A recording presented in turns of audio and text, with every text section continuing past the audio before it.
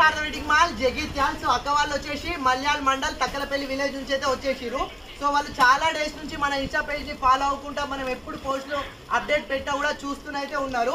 And so ఈ ఇప్పుడు దసరా తర్వాత వచ్చే స్టార్టింగ్ ఎంగిల్ పూల బతుకమ్మ స్టార్టింగ్ రోజు బతుకమ్మకి అయితే సో వాళ్ళ వాడకట్టు అండ్ అందరూ కలిసి సేమ్ శారీ కట్టుకుందాం అనేసి మన శారదా వెడ్డింగ్ మాల్కి అయితే వచ్చేసిరు.